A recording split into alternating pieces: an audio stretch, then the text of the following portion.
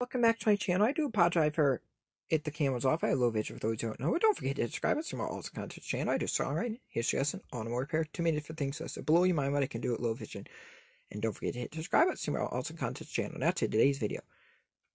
Automotive school. It can be easy for some, but when you're trying to do it with a set of years lost, could be your sight or anything, it can make it harder. But I did not let it impact me. I got 95 in automotive school, and thank you, Mr. Poet, if you see this, and thank you, Mr. Hallenbeck. You guys are awesome teachers, and it means so much to me. They went beyond their way to help me and make it so I could get 95 in automotive school. And you know what they did?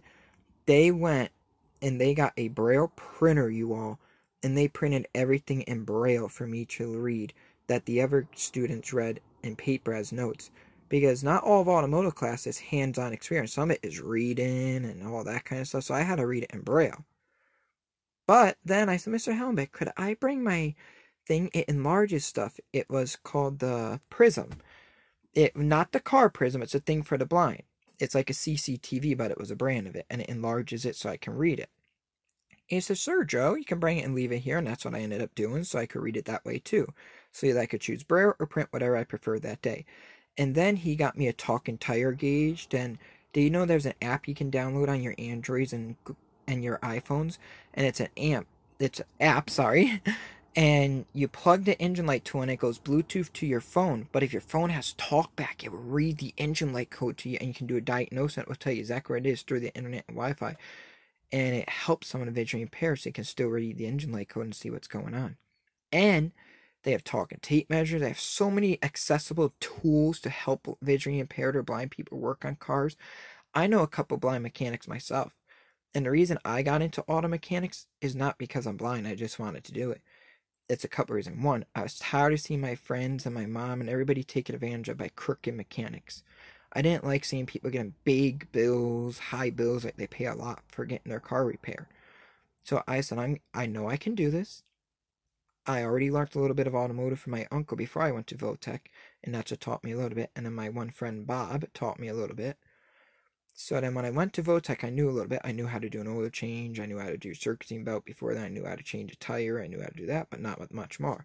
Now, I can do a head gasket on a vehicle. I can do a starter. I can change the block of a car, remove the transmission. I can do ball joints, tie rods, axles, brakes, rotors. Though I don't like doing brakes. I really don't like doing brakes unless it's my own vehicle because it's just the way I feel. It's not I can't do them, it's just how I feel. Because brakes are very major. I do them on my mom's car for me to get around because sometimes she drives around. I do them on some of my family's car, yes. But if you don't compress the caliper the right way in the rubber ring that goes around, it's like a little rubber seal. And when you compress the piston of the caliper, if you pinch that rubber seal, you can create issues with the caliper. That's why I only do family's cars with brakes. Anything else I do head gas, all that, because I have a torque wrench.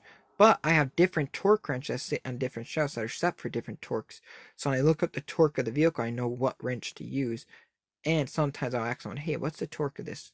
And if it ain't at the right one, I'll ask them, can they move it to this pound-feet of torque? Because doing head bolts, you have to do so much one way, so much the other way, then loose and tighten to do the head bolts the proper way. And I even can change power steering pumps, alternators, all different kinds of things. Even bodywork. I rebuilt the car, you all. A car came into me one time, and it had a smashed in front end. The whole front end was gone. I put new hood, new fenders, new radiator support, new bumper support, the metal air that went across, new bumper, new foam, airbag sensor, headlight support, headlight, all that had to be replaced. Even the exhaust manifold had to be fixed because the engine was pushed in. All that I had to fix, and I put it all back together. It took me a week and a half because I had other jobs I was doing on the side. So I had that car, and I fixed it. You can't even tell it was hit. Now, I couldn't paint it, of course. It was different color paint body parts, like black parts, because it's brand new parts. A black hood, black fenders, black bumper, all that. And the hardest thing was getting the bolts out that were bent. I had to drill them out.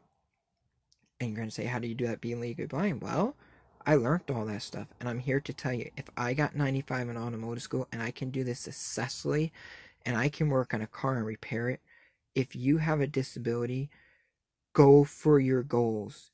Do what you want to do. whatever job you want. Do it. Go for it. I'm telling you. I wanted to do automotive. I did it. But now I'm noticing what all mechanics mean. I'm about ready to hit 30. I'm having problems with my back, you all. I always had problems with my kidneys because when my ribs got broken in school, I had problems with my kidneys because the rib bumped the kidney and stuff. And then my finger got broken in school, but that's from bullying and stuff. Then we could go on to that another day. You can look up my stories on that if you don't know what I'm talking about with that. But now I told you a story about automotive. Now I'm going to tell you about ways that I found to overcome certain things with automotive. Now, tools, for instance, lead them in the toolkit that they come in. You might think it's easier to carry them all in one bag, all mixed. Don't do that. It takes longer being legally blind or completely blind to pick out the size. If you leave it in a thing with the sizes organized, use your finger. You will learn by your teacher and your automotive school. You can use your finger to try and figure out the size of the bolt. And then you go to your sockets and find it that way. And I'm always usually get it right on the center, but sometimes I'm one off, so then I'll have to go to the next socket down or the next wrench down. So always leave it in a kit. Always. Next, when you jack up a vehicle, feel the frame of the vehicle if you use a floor jack. Go underneath the vehicle. I know once you know what a frame is, you're going to know what it is. But don't just jack up on the frame. Tap the frame with a hammer. Make sure it's not rotted. Trust me. If it's rotted and you jack it up, customer can try and say you broke the frame.